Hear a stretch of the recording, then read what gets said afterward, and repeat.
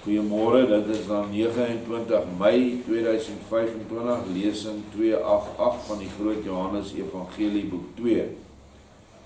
Ons is nog steeds saam met Joshua en sy mense daar by Markus, en ons het nou gister gesien hoe brutaal hierdie fariseërs hom ontneem het van sy vis, maar Joshua het gesê, gee hulle 'n deel. Joshua het goed geweet, hy hoef hulle niks te gegee nie, maar weer eens, hy wou nie. Joshua probeer heeltyd konfrontasie vir sy mense te vermy. Hy is nie gepla vir konfrontasie nie, maar sy kinders, sy volgelinge, probeer hy situasies ontlont en vermy, sodat hulle nie later, wanneer hy nie daar is nie, al die haat van hierdie mense moet ervaar nie. En wat gister se lesing uitgekom het is, dat hierdie mense is brutaal ongeskik en voel 'n veer vir enige mens se regte en vir sy eiendom. As jy hom nie behoorlik groet en behoorlik praat met hom en kruiperig voor hom is nie, dan onteien hy jou sommer. Geen wonder dat baie van die Judeërs van daai tyd het almal Romeinse burgerskap aanvaar. Het gesê, nou kan jy ons niks meer maak nie, want as jy nou teen my optree, dan het ek die keiser se beskerming. In die geval dan nou, deur 'n man met die naam van Cyrenius, wat daar in beheer was, wat 'n baie groot vriend van Joshua was. Ons sal nou oor hom lees. Markus hoofstuk 1:8-2, die meester voorspel sy dood en opstanding. Markus gee nou vinnig opdrag om die middagete gereed te maak, gaan na die bewuste plekkie waar ons bevind en vertel ons baie noukeurig sy belewennisse met die fariseërs. Dit is nou op 'n klein heuweltjie agter sy huis onder 'n kastanjeboom. Ek prys hom daarvoor en sê, ja Markus, ek sê vir jou, die volk was vanaf die begin uitverkore en die groot belofte wat hulle gekry het nou algeheel in vervulling gegaan. Maar die volk is verstar en wil die groot tydperk van sy beproewing nie sien nie. Hulle soek egter hulle verlossing in die poel van hierdie wêreld, wat as 'n droombeeld sal vergaan. Daarom sal toegelaat word dat dit die maat van sy gruweldade volmaak, en dat dit sy Elohim en meester sal dood. Daarna sal alle barmhartigheid en alle lig en alle geregtigheid van die volk weggeneem word en aan julle heidene gegee word, want julle wil is goed en as blindes het julle gesien wat die siende Judeërs verwerp het. Daarom kom die lig nou van bo tot julle en maak dat julle siende harte kry. Nou die lig van bo is Joshua en sy gees, maar die kinders van die lig sal buitentoe gestoot word in die buitenste duisternis. Onder vreemde volke sal hulle broodkrummels soek, en die naam volk sal van hulle afgeneem word, en hulle sal in die toekoms geen volk meer wees nie. Markus sê, dan kan dit tog gebeur dat hulle vir u ergens in hulle groot woede sal gryp, en u liggaamlik sal doodmaak, soos wat hulle dit met byna al die profete gedoen het. Joshua sê, o ja, dit sal hulle met my doen, maar dan is dit met hulle gedaan. Markus sê, nou ja, soos wat ek gister al gesê het, die gebroedsel is tot elke denkbare misdaad in staat. U moet u daarom so lank as wat moontlik is, ag gee op die sogenaamde stad van Elohim, dit is Jerusalem, want hulle sal u dood, tensy u daarteen al u versigtigheid en goddelike almag inspan, want die dienaars van die tempel ken ek uit en inwendig.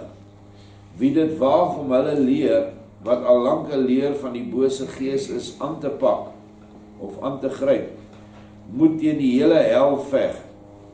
Hulle vriendskap is onheil en hulle vloek is die dood.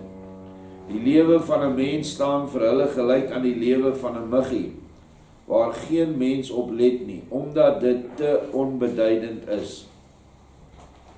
Markus gee hier 'n baie goeie getuienis van die volk wat Joshua sê sal oor die aarde swerf en hulle sal broodkrummels soek by ander volkere. En dit is die sionistiese Jood vandag. Hulle is oral in die wêreld, maar hulle is nie as 'n homogene volk meer, hulle bestaan nie meer as 'n homogene volk nie. Hoekom nie? Want hulle is superbusters. Daar is een nasie op hierdie aarde wat 'n superbuster is, en dit is 'n Jood. Want deur sy are vloei ontsettend baie sataniese bloed. Dit is hoekom Joshua ook van hom praat as 'n gebroedsel. 'n Gebroedsel is 'n werpsel, kleintjies van die slang. En dit is wat hulle is. Hulle is slangsaad. Dit is hoekom hulle geen gevoel vir enige lewe het, behalwe hulle eie en hulle eie kinders. Ek het nou baie gelees oor in die vandagse Jood, die hedendaagse een, en dit is nie net die Joodse leiers en Netanyahu wat nou so wreedaardig en boos is nie. Die hele volk is so. As jy in die parlement die uitsprake gaan luister wat hierdie mense sê ten opsigte van die Palestynë, en ek is nie 'n Palestynse aanhanger nie, maar hulle het daai grond besit voor die Jood onwettig deur ander Jode in Engeland en in die geallieerde magte die plek gekry het. Vir hulle is dit om te ewe of 'n kind op die gruisaamste manier sy kop van sy lyf afgeskiet word, of bomme op kleuterskole val, bomme op hospitale, bomme op wat ook al. Hoeveel ambulanse wat gery het is onder die bomme gesteek. Hulle voel 'n veer vir daai mense, want dit is in hulle DNA. Selfs ander heidense nasies het 'n mate van medelee met mense, kan ons dit nou maar so sê. Hulle is absoluut totaal en al beroof van enige medelee vir hulle opponente. En nou moet julle weet dat hulle 'n geheime organisasie het met die naam van Mossad. En Mossad beheer die CIA, die Amerikaanse geheime organisasie. En hy beheer die Engelse geheime organisasies. En dit is daardie organisasies wat alles in werking gestel het om die boervolk van sy erfdeel te ontroof. Al van die vorige eeu af het hulle al begin, en alles kom deur die Jood, wat Rhodes, wat self 'n Jood was, die Barnatus, die Oppenheimers, al daardie mense wat in die Engelse oorlog leiers was aan die Engelse kant, soos Milner en Kitchener en Lord, wat is die ene in Engeland? Die Renwick is 'n ou wat nou nog leef. Maar in elk geval, hulle was almal volle Jode of halwe Jode. Hulle sit geplak in alle regerings. En dit is presies in lyn met hierdie profesie wat Joshua sê. Hulle sal onder vreemde volke sal hulle broodkrummels soek. En dis al wat hulle op aas is, geld en mag. Maak nie saak of die regering swart of wit is nie. Hulle sal altyd poog om die een waar hulle die meeste kan gryp aan bewind te kry. Soos in hierdie land, waar die ANC nie 'n tree sou vorentoe kon gaan sonder Joodse invloed nie. En ons het al daaroor gesels. So weet nou wat Joshua hier vir hierdie gebroedsel sê. En dit is vandag die grootste vyand van wêreldvrede. Dis die grootste vyand van Joshua se leer en Joshua self. En hulle self het gesê 2000 jaar gelede, ons gee nie om nie, ons sal hom doodmaak en dat sy bloed kan maar op ons nageslag kom. En dit is hoekom die lig van hulle al weggevat is. En vandag, ons wat die boervolk is, wat uit die westerse nasies stam, het volgens Jesaja en Sefanja, is die lig aan die eindtyd vir ons gegee, vir ons beloof. Maar is nie net 'n lig wat jy gaan kry nie. Jy gaan die lig moet verwerf deur jou werke en deur te wandel in Yeshua se leer. Nou ja, wat ek nou gesê het, gaan 'n klomp Christene nou weer 'n groot probleem mee hê en sê, o, jy wil hemel toe gaan deur jou werke. Mense, asseblief, niemand gaan hemel toe deur sy werke nie. Mense gaan hemel toe deur jou liefde vir Vader en jou liefde vir die naaste. En jou liefde bepaal dat jy werke sal doen. Dat jy nie ledig op jou agterend sal sit en wag vir die koninkryk om na jou toe te kom nie. Jy sal soos Yeshua sê, julle moet die koninkryk met geweld nader trek. Wat beteken dat jy jou oë moet oopmaak en mense nood raak sien. En jou eie foute sal raak sien en dit regmaak en die mens gaan help wat hulp nodig het. Dan is jy besig om die koninkryk te verwerf op aarde deur werke. Maar as jy vir my kom sê, ja, ek sal werke doen om in die hemel te kom. Wat is die onderliggende eienskap? Nog steeds eie liefde. Want dit gaan oor jou. En dit is wat die kerke nie verstaan nie. En ons kan miskien hier byvoeg wat Yeshua vir ons gesê het in hierdie gemeente. Werke bring jou nie in die hemel nie. Werke is die hemel. So as jy op aarde besig is met werke, soos baie van ons mense hier dit in liefde verrig, dan is jy klaar in die hemel. Jy sal net buite, as die liggaam af is, en nie meer daar is nie, sal jy dan in jou eie hemel wat jy geskep het op aarde, deur jou liefdesdade, jy sal presies daar beland. En daar sal lig wees, daar sal engele wees, en as ons dan gelukkig en geseënd is, sal Yeshua ook daar wees, as hy jou waardig bevind het op aarde.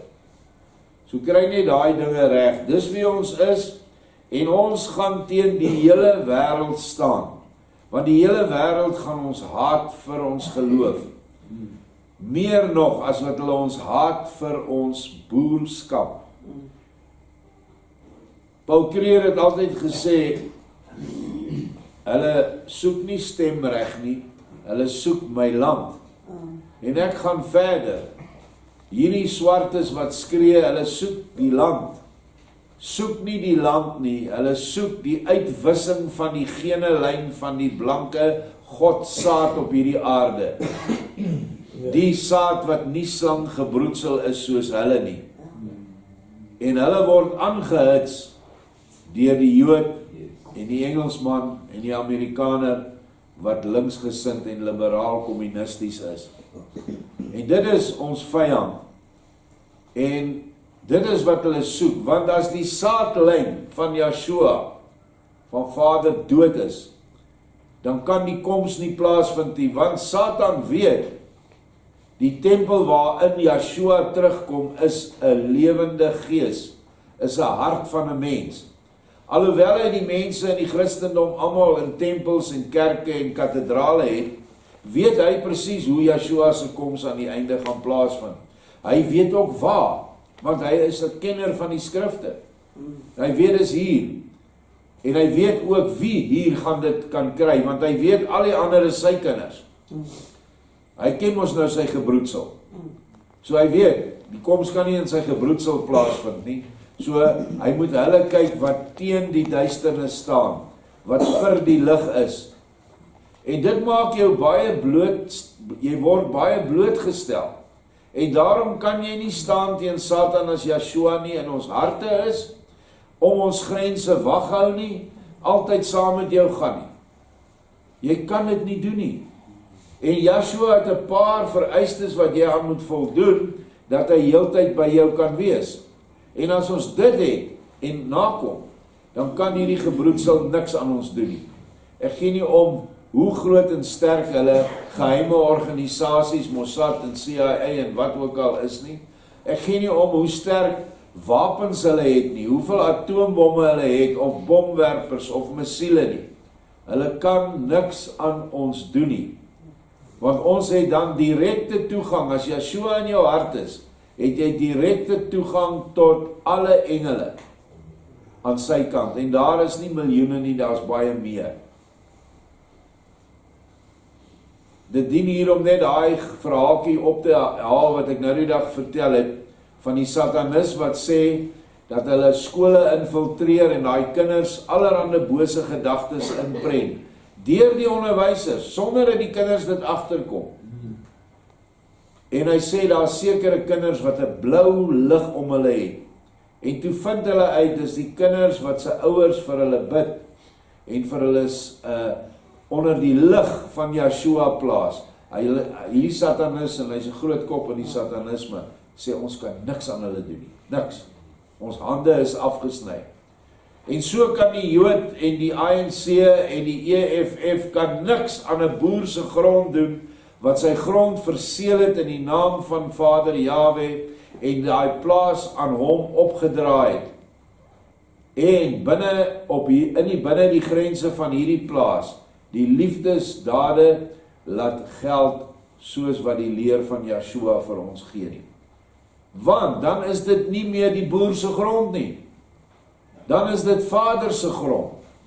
En ek daag 'n overall draer met 'n rooi caps om Vader se grond te gaan vat. Ek daag hom uit. Hy sal niks reg kry nie.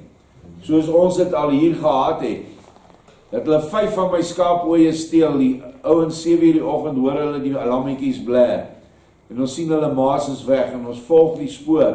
Daai tyd was daar nog geen huise daar waar nou die ander mense bly nie, waar nie hulle bly nie. En ek kry daai 5 skape net voor die draad, daar waar die waterwerke is.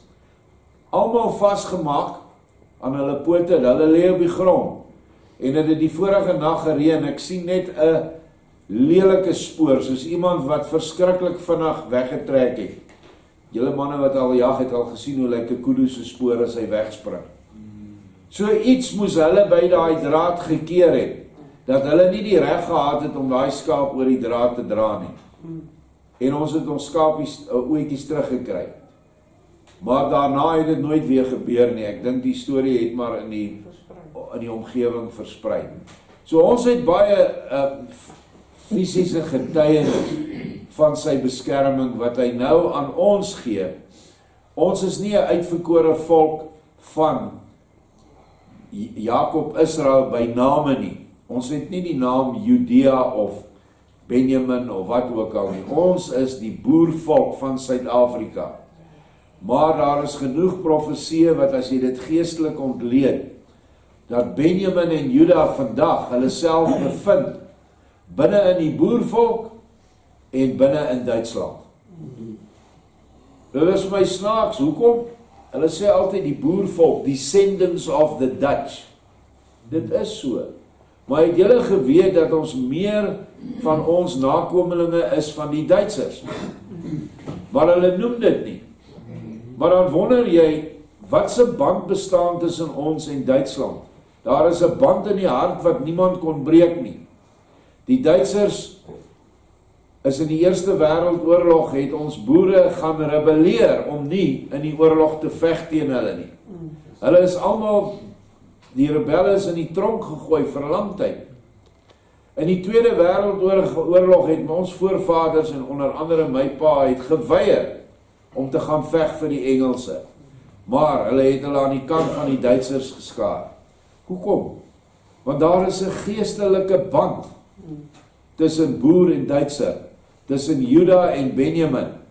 En dit kom so ver terug as by die tyd toe Jakob se seuns in Egipte was en Josef nog onder vermomming vir hulle sê, maar hier's een broer kort, bring hom. En toe gaan Juda na Jakob toe, die pa, en hy sê, hoorie, hy het die man daar so in Egipte, hy weet nie as Josef nie, hy soek jou seun Benjamin. En Jakob was baie lief vir Benjamin. Toe sê hy, nee, hy kan nie saam met jou gaan nie. Na 'n groot oorreding, lê Juda 'n gelofte af. 'n absolute belofte dat hy na Benjamin sal kyk, altyd. En toe sê Jakob vir hom, goed, vat hom saam. En dan kan julle daai hele verhaal gaan lees, hoe Benjamin meer en meer geseën was, as al die ander broers. En daai verbond is weer bevestig met Dawid en Jonathan. Jonathan was uit die stam van Benjamin uit, en Dawid uit die stam van Juda. En Dawid was baie lief vir Jonathan, en hy het hom beskerm teen almal. En daai verbond is weer verder gevat deur Joshua en sy disippels. Joshua se apostels is almal uit die stam van Benjamin, en Joshua is uit die stam van Juda. En hy het na hulle gekyk, selfs na sy dood en opstanding was hy in hulle, en het hy hulle gelei, net soos wat die belofte van Jakob of Juda aan Jakob was, dat hy na Benjamin sal kyk. En so is daardie belofte nou in die moderne tyd het verwesenlik geraak in die ooreenkoms, die kontrak wat die boere in 1914-1915 gesluit het met die Duitse gouverneur van Suidwes-Afrika. Daai tyd was dit Duits Wes-Afrika. Dat die Duitsers altyd die boerevolk sal beskerm en hulle sal kom help. Dis 'n ooreenkoms, dis op skrif. En so het Vader dit laat plaasvind. Al ons profesieë, die groot profete, wat ons vanoggend lees en wat ons altyd plaas, is uit Duitsland uit. Jacob Lorber is 'n Duitser. Bernhard Dat is 'n Duitser. Die Nuwe Bybel is deur 'n Duitser geskryf. Die boek wat Karen behandel, Eenheid deur die Liefde, is deur 'n Duitser geskryf. En so het die verbond in die gees tot verwesenliking gekom. Ons het die hulp van die Duitsers gekry. Hierdie is die Mausers wat in Gries lê, waarvan Siener van Rensburg praat. Want enige dwaas kan weet, dit is beeldspraak. Jy gaan met 'n Mauser, 'n regte Mauser, niks reg kry in hierdie land nie. Jy gaan vir jou net in die moeilikheid inskiet. Hierdie Mausers is geestelike gewere, wat jou en my so geestelik sterk maak, om enige vyand wat ons aanval, in die gees aan te vat. En ek het dit nou die dag op die video vir die Amerikaanse dame gesê, ons moet ophou kyk na die vlees, ons moet in die gees veg, want ons het die wapens gekry. Hier is die wapens voor ons. Pas dit net toe. En dan sal ons oorwinning verkry. So dit is vir my die wonderlike, dat daar so groot band tussen ons en Juda bestaan. En nou het ons die Moses, ons het hulle skoongemaak, ons het ammunisie, ons weet hoe, want Joshua lei en help ons deur sy engele. Nou ja, hulle het geen iets vir die lewe oor nie, hierdie slanke broedsel. Nou sê die leerlinge in vers 8, sover ons majesteit en meester ken, sal hulle nog so geraffineerde boosheid te pletter loop teen sy wysheid, want hy wat die dood kan gebied, hy wat die dooies weer tot lewe kan wek, sal moeilik wees om dood te maak. Joshua sê ja, hy sal in ewigheid nie dood kan wees nie, maar tog sal hy gedood word as 'n getuienis teen hulle, sodat hulle gegewe maat kan vol word. As hulle self aan Elohim se heiliges vergryp het, dan sal hulle self ook aan my vergryp, en daardeur skeppers van hulle eie oordeel word. Maar wie self so iets wil, die ondergaan geen onreg as hy verwerp word nie. As hulle egter onuitspreeklike gruwels met die bodes begaan het, dan sal hulle ook hom nie oorsien, wat die bodes voor hom uitgestuur het nie. En hier praat hy van die profete wat voor Joshua op gruwelike wyse gedood is. Hy praat van priesters soos Sagaria wat in die tempel, die heel laaste priester van die Levitiese orde wat aan Vader se orde voldoen het. Hulle het hom net so gruwelik vermoor, binne in die heiligdom van die tempel. En hierdie Sagaria was die pa van Johannes die doper, die voorloper van Joshua. Maar hulle sal dit doen met hom ook, as hulle dit met die bodes gedoen het. Maar hulle noodlot vers 10 sal egter daaruit bestaan, dat die gedode, dit is hy self, na skaars 3 dae, as 'n magtige oorwinnaar van die dood en al sy vyande, tot ewige troos van sy vriende en broers, ongedeerd, in sy volle krag, en geheel en al bruisende van lewe, uit die graf sal opstaan. Dan sal hulle in groot vrees en vertwyfeling, hulle planne beraam, hoe hulle die uit die dood opgestane, weer sou kon dood, maar hulle sal nie in staat wees om 'n besluit te neem nie, en hulle val sal spoedig daarna volg. En dit het presies so gebeur, en ons het die boeke in die boek van herinnering om dit te gaan nalees, gaan lees die evangelie van Petrus wat hulle uitgehaal het, gaan lees boek 1 van die evangelie van Nicodemus wat hulle uitgehaal het, en jy sal sien dat hulle so boos was dat hulle hom weer wou doodmaak. Nie dat hy die dood opgestaan het, is vir hulle niks. Die gebroedsel gee nie om nie. En spoedig daarna het die Romeine ingekom en hierdie klomp moeilikheidmakers het die Romeinse keiser van daai tyd verwoes. Daar het nie 'n klip op 'n ander klip gestaan in Jerusalem nie. So by so dat die hele tempel tot niet gemaak is deur die Romeine. Volgens Joshua se belofte. En daai muur waar hulle nou teen kerm en bid, is 'n ou Romeinse fort wat hulle teen bid. Dit is niks met die ou tempel te doen nie. Maar op wat het, al was dit die muur van die ou tempel, beteken dit nog niks. Want as jy Joshua nie in jou hart het nie, dan word jou gebede nie verder gevoer nie. En dit geld vir elke mens op hierdie aarde.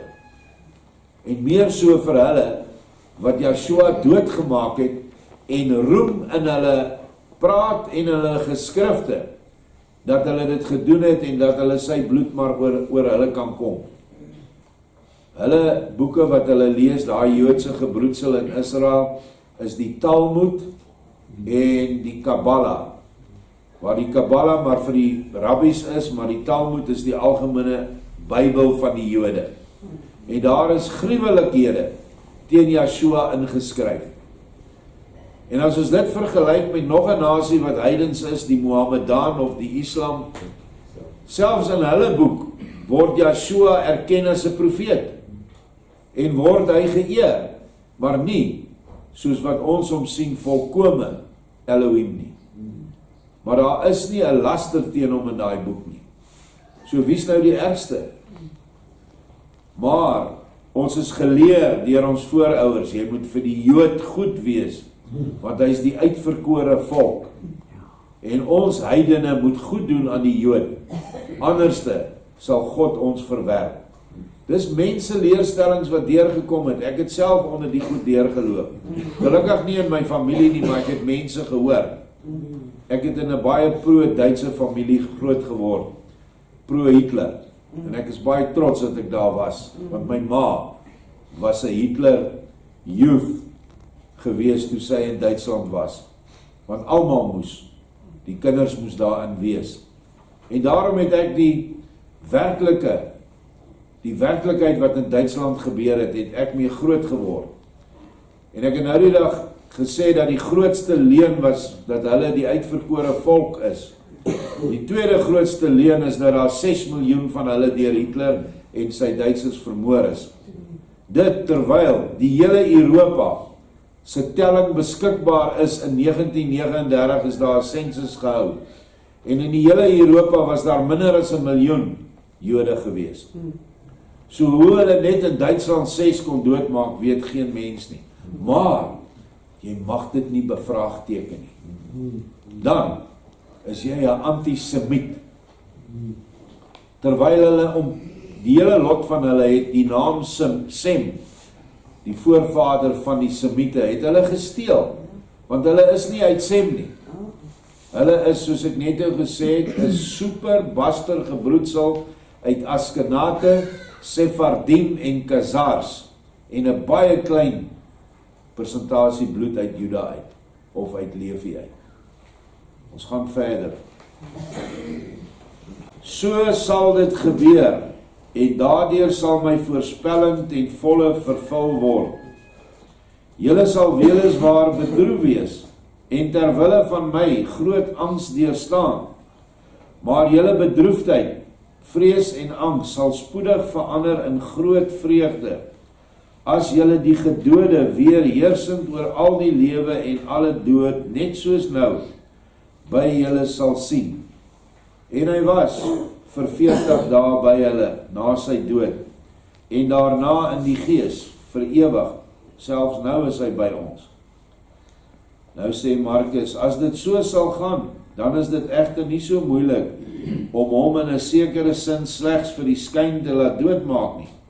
Onder die omstandighede kan u dan wel na Jerusalem gaan, soos u dit wil, want met u kan niks gebeur nie.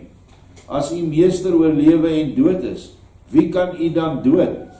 En as 'n mens u dood, of dink dat hy u gedood het, en u kom na die dood nog lewendiger tevoorskyn van die geveg met die vyand, as voordat u gedood is, sou ek nie graag in die vel van u vyande wou wees nie. Hulle sal dan deur 'n vuur van angs en vrees verteer word, en van al hulle berade, pyns en strewe, sal vir nou en altyd niks plaasvind nie. Want juist daardeur sal al hulle skandelike gruweldade in die volle daglig vir alle mense sigbaar word, en hulle werklike bestaan het dan deur die beter deel van die mensdom die lang gewenste einde vir ewig bereik. O majesteit en meester, doen dit maar so vinnig en so seker moontlik. Ek het al wel oud geword, en sal die aarde nie meer so lank met my voetstappe lastig val, soos wat ek reeds gedoen het nie. Maar dit sou ek dan tog graag wou meemaak, en my dood sal dan nie vir my swaar wees nie. Joshua sê vir hom, dit is weliswaar nog nie heeltemal seker, of dit so sal moet gebeur nie, maar dit is eerder ja as nee. Maar die tyd het nou al ver oor die middel van die dag aangestryk, en ons liggame verlang ook na voedsel. Daarom moet ons weer na benede gaan, om 'n liggaamlike versterking te gebruik. Markus sê, ja, u het weer volkome gelyk. Die middagete sal klaar staan. Laat ons daarom na benede gaan. Na die maaltyd kan ons dan, soos dit u o meester geval, weer na die plekkie terugkom. Joshua sê, vanmiddag sal ons anders doen. Môre sal die plekkie weer vir ons welkom wees. Nou gaan ons egter. Gaan vandag net tot daar gaan, ons nou 'n bietjie baie gesels oor hierdie stuk, en dan sal ons hierdie gedeelte behandel, maar hierdie gedeelte, hier gebeur nie veel in hom nie. Ek sal hom miskien net los, dat almal homself lees, en dan sal ons môre by hoofstuk 1:8 aangaan. Cyrenius is die keiser se verteenwoordiger in Klein-Asië, en hy kom lê besoek af by Markus, want hulle ken mekaar van die weermag se tyd af. Dit is die wonder van hierdie verhale vir my, is dat Joshua vir ons soveel beskrywings gee, wat destyds gebeur het, wat ons nie nou in die Bybel kry nie, want dit is nie eintlik evangeliese woorde nie. Maar dit is die woorde wat hy vir ons nou gee, wat die gebeure beskryf rondom, wat die evangelie gegee is. En die interessante dat dit vandag feitelik presies nou weer so is. Wat daai tyd gebeur het op klein skaal in die gebied van Judea, of wat nou Palestina is, gebeur nou op groot skaal reg oor die wêreld. Maak nie saak in watter land jy is nie. Hierdie slanggebroedsel is oral, en hulle kry alles reg wat hulle wil, en dit is om mense en volkere te mekaar aan te hits, dat volkere mekaar doodmaak. Dit is hoekom, as jy gaan kyk na die oorsake van die Eerste Wêreldoorlog en die Tweede Wêreldoorlog, is dit als Jode wat agter gesit het en sluipmoorde beplan het en mense aangehits het. Lang voor die Tweede Wêreldoorlog begin het die Jode al oorlog verklaar teen Hitler. Hitler het hoeveel kere vir Engeland vredes voorstelle gestuur. Hy wou nie Engeland doodmaak nie, want hy het geweet dat die Engelse, die Franse, die Hollanders is sy blanke broers, dit is sy saad. Maar hulle het dit geïgnoreer. Gaan luister gerus die reeks video's, ek dink ons het 'n CD van dit hier wat op rekenaar speel. The Greatest Story Never Told. En dan sal jy die waarheid oor die Tweede Wêreldoorlog luister, wat nooit vir ons in die skole vertel is nie, nooit op die TV uitgesaai is nie, al het hulle World War II vir hoeveel maande uitgesaai destyds toe ek 'n kind was. Alles propaganda en leuns. Die Joodse media. Ja. Presies, die Joodse media. Een van die goed wat ek dadelik kan aan dink, is my pa se konstruksieman gewees sy hele lewe lang. Toe hy daar in World War II kyk, of The World at War, kan julle dit nog onthou, die ouer mense. Toe sê maar, hoe is dit moontlik, daar's 'n D8, hydraulic D8 bulldozer wat nou die kamstige Joodse, die Duitsers wat nou die Jode toestoot. Hy sê hidroliese stootskrapers het eers in die laat 50s uitgevind. In daai jare het hulle nog met kettinge gewerk. Ons het sulke stootskrapers gehad. Jy trek hier so 'n lever, dan is daar 'n ketting daarvoor, dan tel hy die lem op en hy tel die ripper agterop. Daar was nie hidrolies nie. Die wiel het ook geloop met kettinge. Ja. Nou, maar hulle het daarso het hulle die goed toegestoot met hidroliese stootskrapers. So het wys vir jou, alles is Hollywood. Alles is vertoon. Yes. En dit is dieselfde met die konsentrasiekamp nie? Engelsmanne by ons begin het in die 18de eeu die Duitsers geblameer. Ek kan nie hoor nie, jy moet harder praat. Die Engelsmanne by die konsentrasiekampe by ons begin het, wat die Duitsers geblameer is in die einde van daar. Ja, Is so. dis net so. Nee, wat boos is die Engelse wat aangehits is, nog altyd was daar meer Jode. Daai premier van Engeland in die Tweede Wêreldoorlog, Winston Churchill, was absoluut, kom ons noem 'n mooi naam, hy was 'n bootlikker, hy was 'n skoenlekker gewees van die Jood. Maar ons weet wat hy eintlik gedoen het. En Smuts, Janie Smuts ook. Jan Smuts dieselfde. Hy was ook 'n groot Jood. Okay, baie dankie.